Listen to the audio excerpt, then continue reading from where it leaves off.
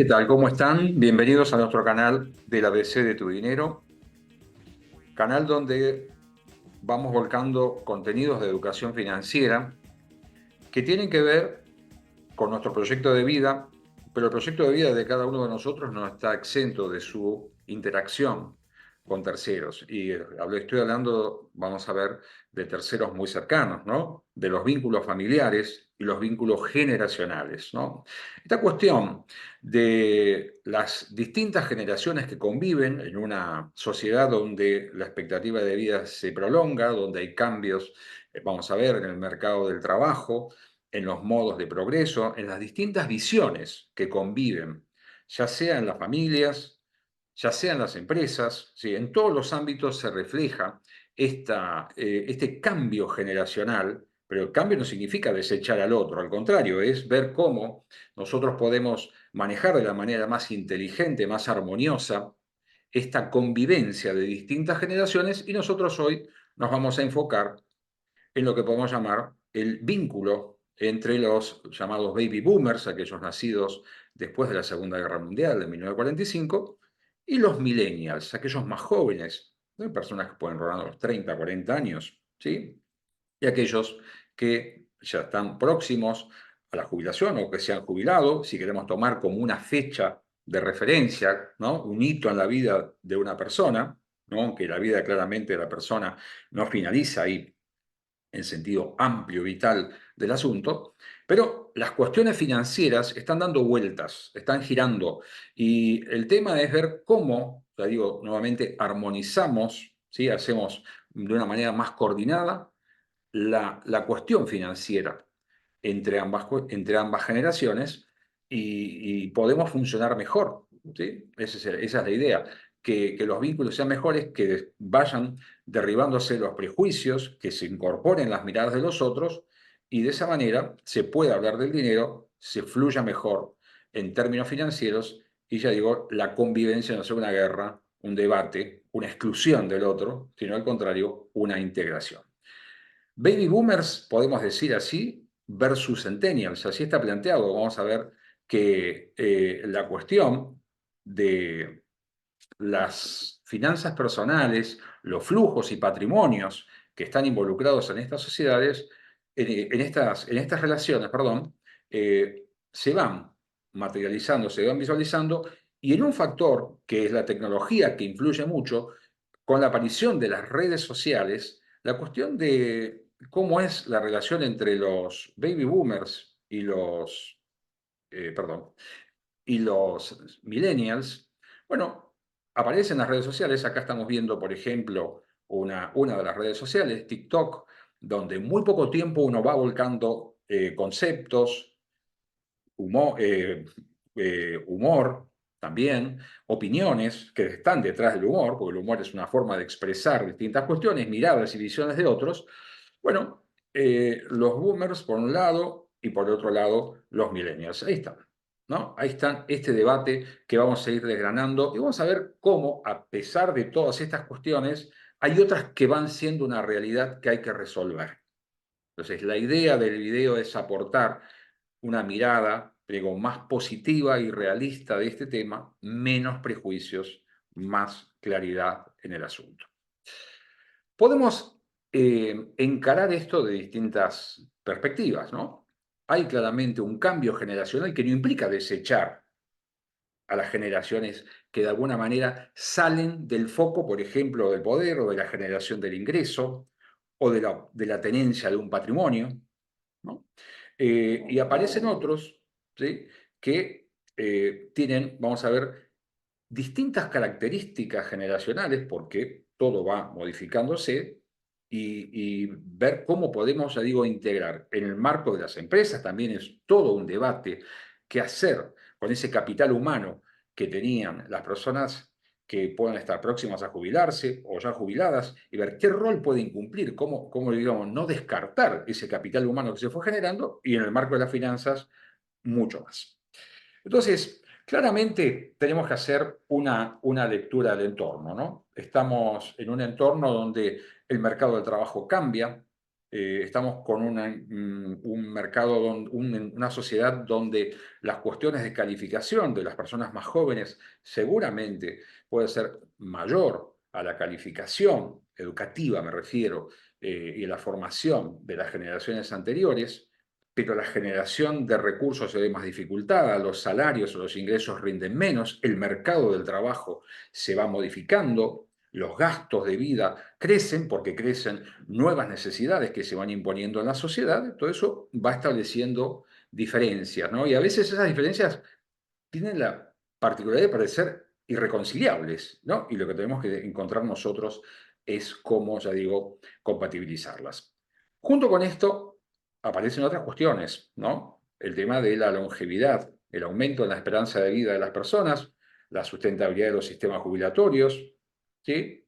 Las finanzas, ¿sí? Las finanzas, porque ahí nos queremos centrar. ¿Cómo van impactando la longevidad en las finanzas? Las personas viven más años, tienen que destinar más recursos a esos años, de lo contrario, no estaríamos hablando de esperanza de vida, sino estaríamos hablando de otra cosa que sería con una carga mucho más negativa. Y estamos viendo los flujos que se pueden generar, ¿sí? Y quiero hacer énfasis en esta idea de los flujos y después diferenciarlos de lo que podemos llamar los patrimonios. Si miramos el vínculo desde una perspectiva de los hijos hacia los padres, vemos que, nuevamente, la tecnología va diseñando un mundo de las finanzas muy especial, donde los adultos mayores tienen más dificultades para insertarse, operar, ¿sí? Sabemos que son un grupo donde no están excluidos tecnológicamente, pero no están tan familiarizados, no son tan nativos digitales.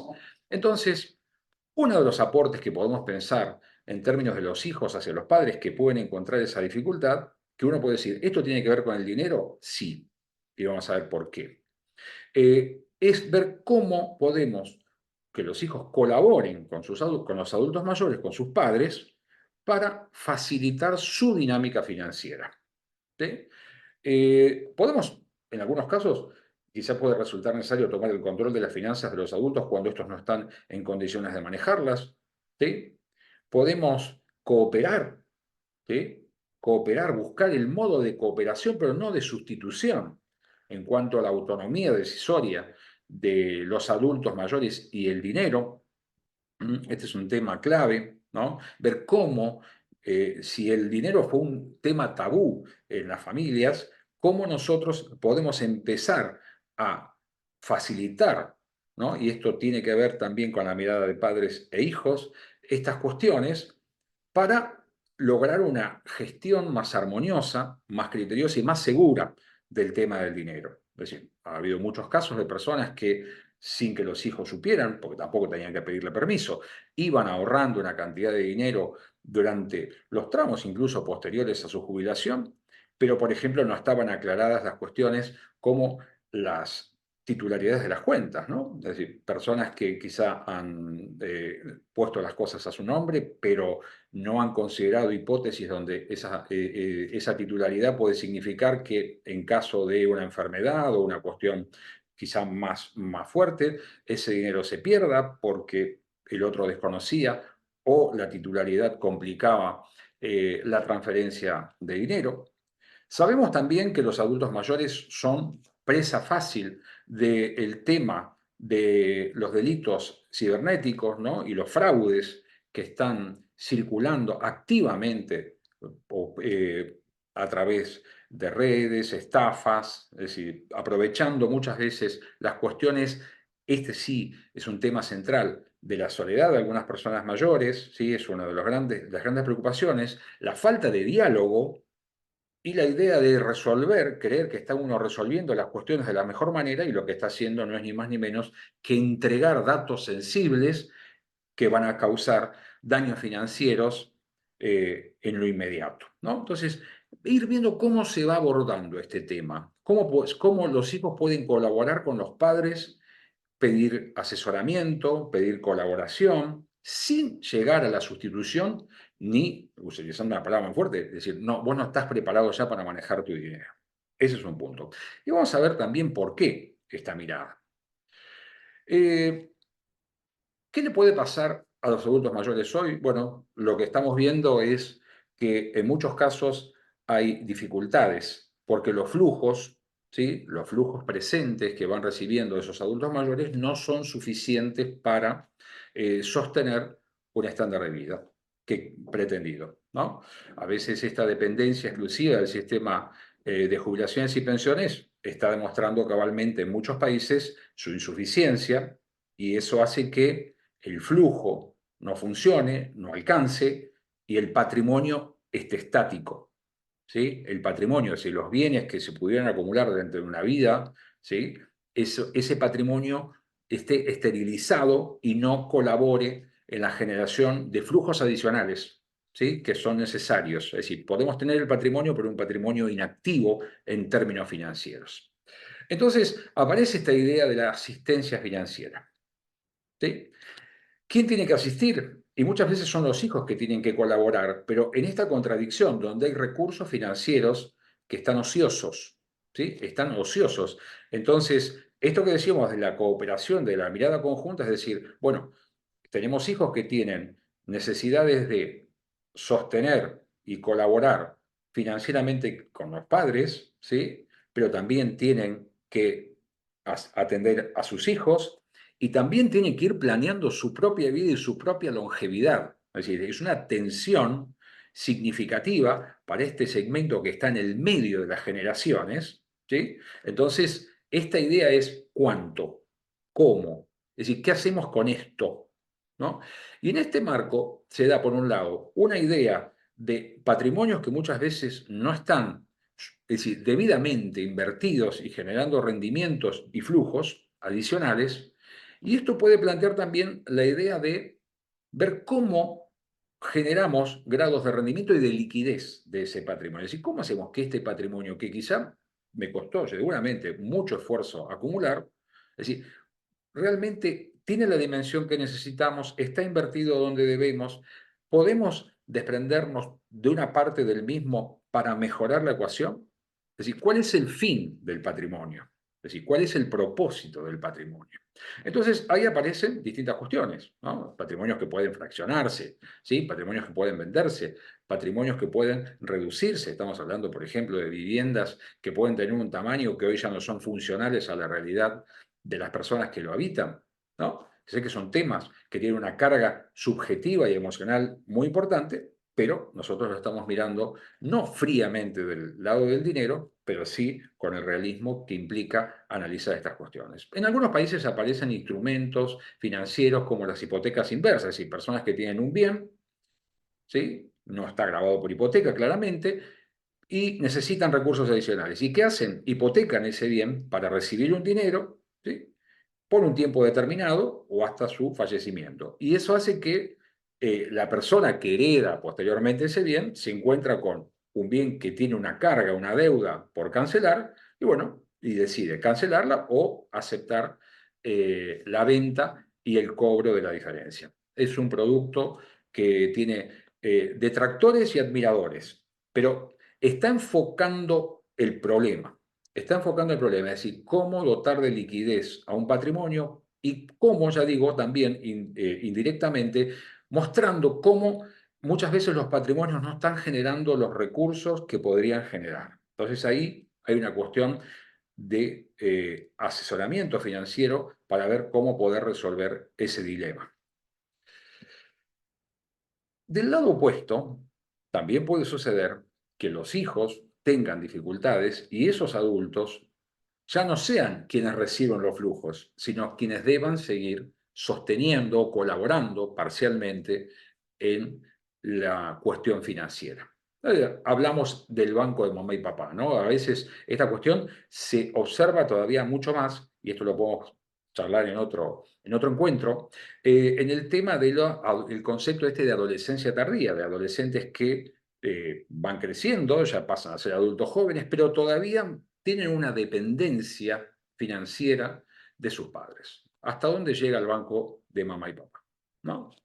Y ahí hay distintas miradas. Algunos dicen, bueno, yo puedo ayudar como para lanzar esto que empiece a rodar, y otra mirada es la de la asistencia casi a perpetuidad, ¿no? ¿Por qué? ¿Cómo funciona? ¿Fruto de qué es esto? ¿Fruto de la necesidad, fruto de la comodidad, fruto de la falta de educación financiera, de la preparación de los hijos para ir abordando, no con los valores y las miradas que tenían los adultos, sino con las miradas y propósitos y capacidades que tienen los jóvenes hoy? En ese juego aparece este tema de las transferencias de bienes entre generaciones. Uno puede decir, hay movimientos que son millonarios, pero la realidad es que de los baby boomers a los millennials se está produciendo un fenómeno de corrimiento a medida que va pasando el tiempo, donde los volúmenes de dinero que se están planteando son billonarios a nivel mundial, porque este fenómeno de envejecimiento se va dando y se va planteando como una especie de montos que se van moviendo y que pareciera que pueden llegar a las generaciones futuras. Pero como dijimos, la gente vive más tiempo y quizás también cambia su modo de visión de la vida. Eso puede ser que esos patrimonios también se vayan consumiendo. Datos que hay que mirar, ¿no? La mirada que tienen los adultos y decir, bueno, este fue un patrimonio que yo generé, ahora quiero empezar a consumirlo porque para eso estaba. A veces cuando los patrimonios son inmobiliarios es más difícil la liquidación o utilizar fracciones de esos bienes. Cuando son patrimonios que tienen alta participación de activos financieros más líquidos de otra naturaleza, eso puede ser más simple. Pero bueno, ahí aparece este tema entonces nuevamente del que vamos a repetirnos en cuanto a la longevidad y esta noción de compromiso familiar que muchas veces encontramos en los adultos mayores, ¿no? Es decir, este tema puede ir licuándose en el tiempo, ¿no? Pero en las generaciones que conocemos, la idea de decir dejar un legado, dejar un patrimonio para los hijos, es un tema que está presente, pero tensiona por las cuestiones que dijimos antes. ¿Sí? Quizás ese patrimonio no está funcionando como debiera funcionar. Y todas las partes tienen que ser realistas. Todas las partes tienen que hacer visibles sus opiniones, sus miradas, sus propósitos, para que la cuestión funcione mejor. La educación y la asesoría financiera juegan un rol importante, ¿sí?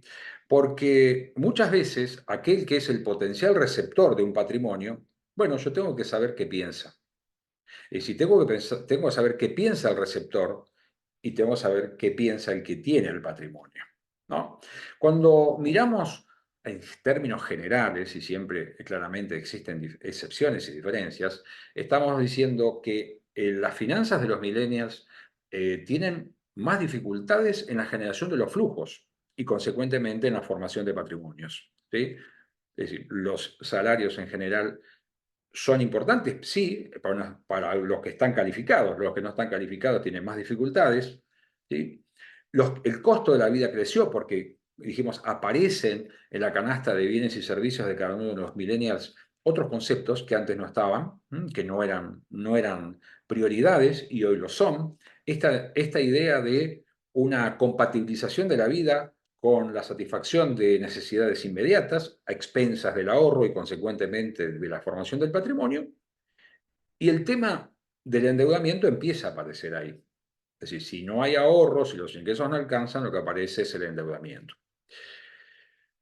Hay un término que son las joyas de la abuela, ¿no? que tiene que ver con decir, bueno, esas personas que muchas veces están esperando recibir un dinero y ese dinero va a ser dilapidado. Es una visión negativa, parcial, ¿sí? También muy tendenciosa de la mirada del rol de cuál va a ser el accionar de los jóvenes o los más jóvenes cuando reciban un patrimonio, ¿no? Y esa también puede ser un factor que presione para decir, no toques tu patrimonio porque va a ser mío en un futuro, ¿no? Temas difíciles, pero más difíciles si no los hablamos. Las joyas de la abuela con esa mirada, ¿no? Decir, bueno, este dinero que voy a recibir lo voy a destinar a gastarlo, pagar mis deudas si soy inteligente, ¿no? ¿Verdad? Priorizar determinadas cuestiones, pero si no tengo educación financiera y no estoy debidamente asesorado, el resultado va a ser negativo para todos. Eso implica necesariamente, como decimos, repensar las finanzas, hablar los temas y hacer rendir ese legado. Esa es entonces la idea, ¿no? Debatir.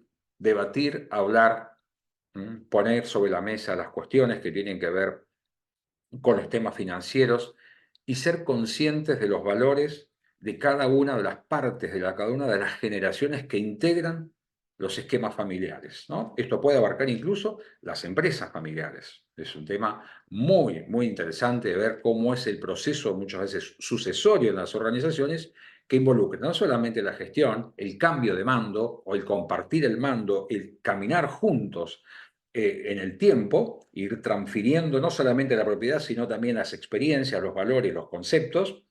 Y bueno, y eso también después detrás trae las cuestiones de carácter estrictamente patrimoniales. Espero que les interese, los voy a leer en los comentarios del video, que sigan el canal, se suscriban y nos ayuden a aumentar la visibilidad de los contenidos de educación financiera sin ningún tipo de prejuicios. Esa es la idea del ABC de tu dinero. Muchísimas gracias.